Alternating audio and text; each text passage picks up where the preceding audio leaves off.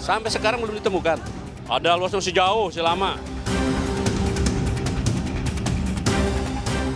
Kejaksaan Agung menegaskan pihaknya belum menemukan Sylvester Matutina. Kapus Penkum Kejagung Anang Supriyatna bahkan menyinggung permohonan PK kedua yang akan diajukan Sylvester tidak serta-merta menunda eksekusi. Sylvester yang jelas jaksa eksekutor sedang mencari yang bersangkutan dan kita pastinya jaksa eksekutor akan mengambil langkah-langkah hukum. Sampai sekarang belum ditemukan. Di Jakarta Pak katanya Pak ya? Itu kan penasihat hukumnya, makanya kalau memang benar dan beritikat baik, hadir, laksanakan eksekusi. Perkara yang bersangkutan mau mengajukan hukum PK, silakan saja, tapi eksekusi tidak, PK tidak menghentikan eksekusi ya. Ada luas masih jauh, masih lama. Sebelumnya, pengacara Sylvester Lekumanan mengungkap Kejaksaan Negeri Jakarta Selatan tak bisa lagi mengeksekusi kliennya dalam kasus fitnah kepada mantan Wapres Yusuf Kala. Menurutnya, kasus yang menjerat Sylvester sudah kadaluarsa. Terkait dengan referensi hukum yang bisa saya sampaikan terhadap perkara Sylvester Matutina, bahwa jelas pasal yang menjerat Pak Sylvester telah kadaluarsa. Oke, menjalankan putusan terkait dengan undang-undang hukum pidana yaitu pasal 8485 bahwa peristiwa tersebut telah kadaluarsa dan tidak patut untuk dieksekusi lagi. Nah, kami berencana untuk mengajukan lagi PK kedua. Menanggapi dalih daluarsa kasus Sylvester, mantan Menko Polhukam Mahfud MD menyebut kasus Sylvester tidak ada daluarsanya karena usai putusan masih ada 16 tahun masa berlakunya putusan hakim atas kasus tersebut. Kalau PK, dia harus hadir sendiri. Oleh sebab itu dulu PK yang pertama kan dianggap tidak memenuhi syarat karena tidak mau datang. Kalau mau PK kedua dia harus hadir sendiri dan di situ kejaksaan bisa menangkap dia. Dia mengatakan ini daluarsa karena ada keputusan Mahkamah Agung tahun 52 yang isinya bahwa daluarsa itu tidak boleh kurang dari hukuman. Cuma itu dijadikan alasan, itu kan tidak kurang dari hukuman. Sementara menurut pasal 72, 74 dan pasal 84 KUHP jelas kalau ancamnya 4 tahun dan pidana, maka daluarsanya, daluarsa pengadilannya, penuntutannya itu 12 tahun. Kalau sudah divonis dari ancaman ini 12 tahun ditambah sepertiga, berarti 16 tahun. Jadi tidak ada urusan daluarsa itu. Keberadaan Sylvester hingga kini masih misterius. Sebelumnya pihak pengacara mengklaim jika relawan Jokowi itu masih berada di Jakarta dan dalam kondisi sehat. Tim Liputan Kompas TV.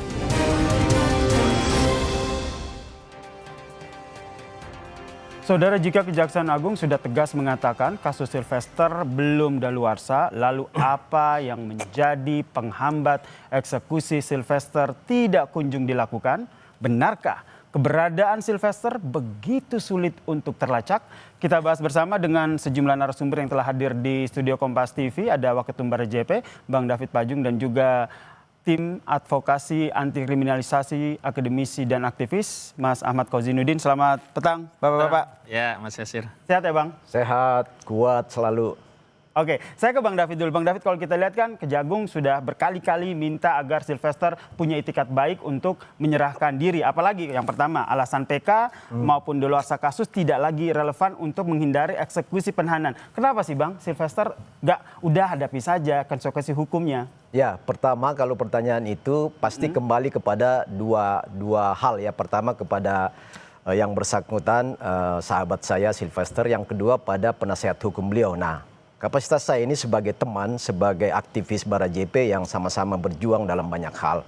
Nah, kalau pandangan saya begini ya, tentu ini harus diuji. Pertama, diskresi penahanan penangkapan itu ada pada kejaksaan. Nah, tetapi kejaksaan juga tentu punya pertimbangan-pertimbangan narasi-narasi hukum yang dijadikan argumen atau landasan kenapa sampai hari ini belum diambil atau belum ditahan. Nah, saya pikir kalau pernyataan kawan Lekumanan sebagai lawyersnya Sylvester kan bahwa Sylvester ada di Jakarta nggak kemana-mana. Nah, pertanyaannya kan kenapa kejaksaan? Nah, diskresi ada pada kejaksaan. Tetapi yang saya mau katakan, kejaksaan pasti punya pertimbangan hukum. Satu, apa yang disampaikan oleh lawyersnya Sylvester soal kadaluarsa berdasarkan pasal 84. Itu menurut argumentasi hukum oleh lawyers. Yang kedua, Kalau menurut saya mungkin ini yang memang menjadi pertimbangan. Pertama, ada keputusan peraturan Kejaksaan nomor 15 2020 ini terkait soal RJ, restoratif justice, yang bisa jadi karena sudah ada pertemuan yang selalu disampaikan baik oleh Sylvester maupun penasihat hukum bahwa ada pertemuan dengan Pak JK sendiri ya, di kantor Pak JK ada pertemuan permohonan maaf dan itu diselesaikan, ada saksi-saksi orang-orang dari NTT maupun tokoh-tokoh yang hadir ketika itu ya, ada 3 orang ya. Ada Pak Mekeng, anggota DPR RI dari NTT, ada Pak Sofian Wanandi yang merupakan sahabat Pak JK juga, dan ada satu lagi tokoh buruh siapa si dari NTT ini yang agak gempal, teman juga.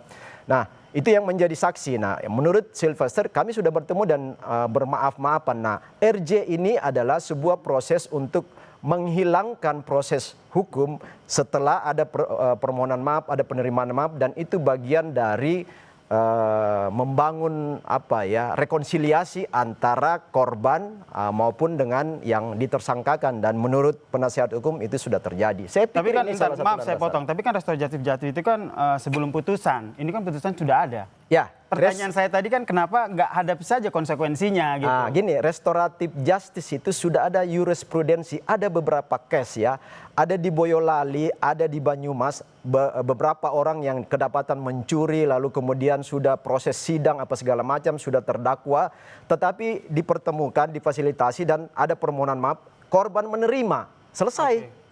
Dianggap kasus itu selesai. Ini jurisprudensi loh. Ya. Jadi itu bagian dari proses hukum. Saya pikir itu salah satu landasan. Tahan sampai di situ. Gimana Bang? Jadi saya ingin luruskan ya, janganlah masyarakat dibikin bodoh ya dengan statement yang kita menambah bencana 2 kali. Bencana pertama kita lihat negara kita tuh kalah dengan seorang terpidana. Bencana yang kedua, masyarakat menjadi bodoh karena seolah-olah tindakan jaksa mengeksekusi itu keliru. Karena dianggap misalnya tadi sudah daluarsa lah, kedua ada restoratif justice lah dan seterusnya. Dan harus dibedakan namanya jurisprudensi dengan preseden. Kalau presidennya ada, iya, tapi belum sampai putusan, belum menjadi jurisprudensi. Jadi ada perbedaan nomenklatur antara preseden. Dan itu juga perlu dipertanyakan. Presidennya seperti apa, kasusnya seperti apa. Dan yang jelas kalau bicara tentang restoratif justice itu pra penuntutan kalau itu di jaksa. Kalau di polisi pra penyidikan. Tidak bisa kemudian ini sudah vonis, sudah inkrah, jaksa lalai. Nah, justru saya malah kasihan kepada negara kita. Hari ini seolah-olah kita harus melakukan redefinisi tentang apa itu pengertian negara. Dalam konteks negara kan semua sudah sepakat. Yang namanya negara itu organisasi yang punya sifat daya paksa. Itu yang membedakan negara dengan institusi atau organisasi di luar negara. Hari ini negara kok sudah milik kayak yayasan. Jadi menurut Anda restoratif justice itu bukan alasan ya? Oh, nggak ada, itu dalil saja. Dan kita tahu bahwa sebelumnya bukan hanya soal restoratif justice, bahkan pertama kali yang dipersoalkan adalah meminta amnesti dari presiden dengan dalih ada peristiwa lain juga diberikan amnesti. Itu gagal. Yang kedua justru juga di media Kompas saya masih ingat mencoba dalih bahwa bisa saja jaksa belum dapat salinan putusan. Pak Jasman Panjaitan ketika itu mantan Kejaksaan Agung mencoba berdalih itu. Tapi ternyata semua dalih ini kan terkoreksi oleh data dan fakta. Dan hari ini parameternya sederhana lah. Kalau itu ya masih dianggap sebagai sesuatu yang tidak bisa didiskusi, tentu jaksa tadi tidak bersikap demikian. Tapi sayangnya saya juga komplain kepada jaksa. Kok jaksa menjadi selemah ini gitu loh. Kan harusnya ada tugas-tugas intelijen. Justru yang saya sayangkan Reda Mantovani, alih-alih dia membantu Kejaksaan Negeri Jakarta Selatan untuk mengeksekusi dengan memberikan informasi. Dia kan jam intel. Kalau Anda bilang jaksa itu lemah, Anda menangkapnya seperti apa? Ada orang di balik jaksa atau apa? Di balik ini, dan orang kuat itu non negara. Dan ini yang berulang kali kita tegaskan bahwa hari ini negara kita diintervensi oleh organisasi non negara yang membuat alat-alat negara itu tidak berfungsi sebagaimana biasanya. Baik, berarti Anda bilang bahwa ada orang kuat begitu. Ya. Sebentar Bang ya, kita lanjutkan diskusi kita usai jeda berikut ini. Tetaplah bersama kami di Kompas Petang.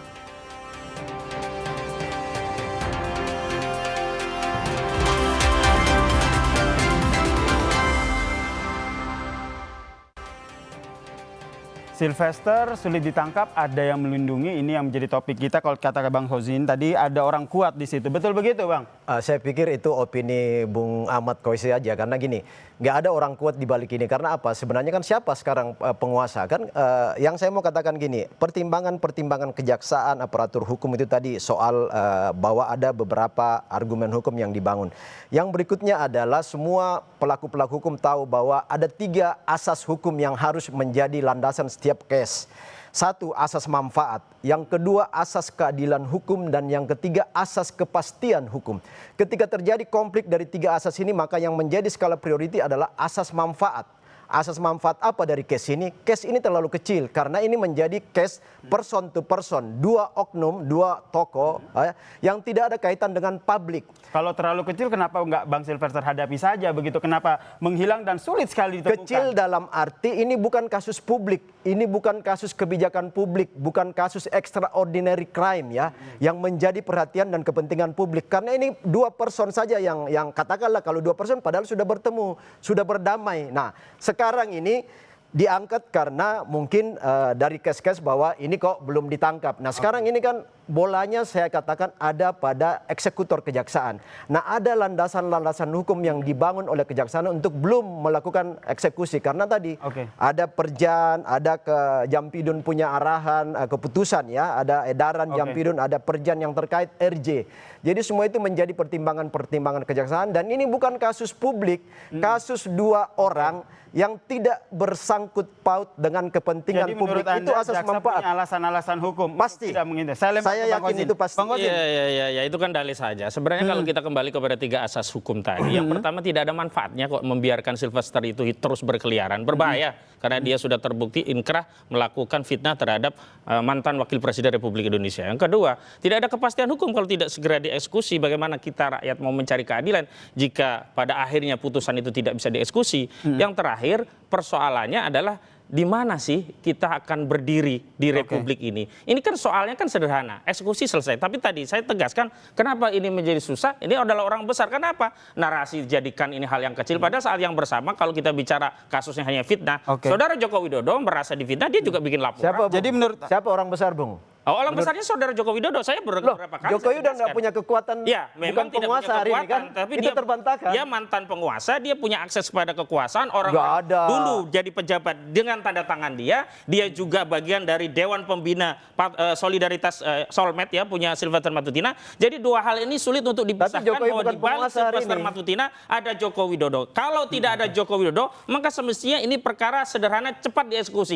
Dan yang menjadi soal Jokowi justru masyarakat. Kuat banget ya. Jokowi terlalu kuat. Persoalannya bukan masalah kuatnya, tetapi Jokowi merusak tatanan hukum sampai orang yang harusnya bisa dieksekusi pun menjadi tidak bisa dieksekusi. Jadi menurut Anda, bukan kuat atau tidak kuat, jadi menurut Anda, Bang Kozin, Silvesternya yang terlalu kuat atau jaksanya yang lama dan juga ragu-ragu untuk mengeksekusi ini? Ya jaksa pun menurut saya terlalu lemah. Kenapa sampai dia memelas? Tolong dong kuasa hukum dibantu. Ya mana ada kuasa hukum pasti membela kliennya. Dia akan melindungi kliennya. Tapi soalnya kan jaksa punya alat. Di antaranya kan punya Jaksa Agung Muda di bidang intelijen. Kenapa Reda Matufani tidak bekerja? Kasih info. Jangan dia malah datangnya ke PIK 2 kasih acara di acaranya CSR-nya Agung Sedayu Group. Ini tugas dia harusnya mencari informasi tentang terdakwa ini segera dieksekusi, bukan sibuk urusan yang bukan tupoksinya. Jadi kalau Reda Matufani itu juga punya kekeliruan karena dia selaku intel tidak segera memberikan informasi kepada jaksa eksekutor agar segera menangkap Silvester. Kalau kata Bro Ahmad tadi bahwa ada orang besar, itu bagi saya itu pelecehan kepada institusi negara. Seolah-olah hukum bisa dikendalikan oleh seseorang di Republik ini. Itu pelecehan. Jadi negara ini punya kedaulatan. Jokowi yang melecehkan negara ini. Sejak era Jokowi lah hal-hal seperti ini terjadi. Oh enggak, Sebelumnya Anda salah. Tidak pernah terjadi. Anda Coba salah. runut sejarah. Anda Tidak bisa, pernah ada Anda kasus bisa sudah menuntut. inkrah terjadi tidak bisa dieksekusi kecuali setelah ada Saudara Joko Widodo. Roy Suryo dan Anda sebagai penasihat hukum bisa mengatakan ijazah Jokowi palsu apa, itu dibebaskan aja. Dan nggak ada. Jokowi sudah melalui proses hukum dan karena Jokowi itu adalah rakyat biasa hari ini yang bisa menghargai hukum. Tapi kekuasaan Jokowi sebelumnya telah disalahgunakan. Sekarang nggak ada negara kekuasaan itu. Bang David, Bang Kozin, oke, terakhir dari saya. Bang David sebagai sahabat dekatnya, sebagai teman dekatnya, tahu nggak keberadaannya di mana? Singkat saja. Kalau menurut pengacaranya Lekumanan mengatakan ada di Jakarta. Nah sekarang persoalannya adalah dasar apa yang mau digunakan oleh kejaksaan untuk mengeksekusi. Baik. Karena menurut pengacaranya sudah ada daluarsa. Yang kedua ada RJ, ada perdamaian.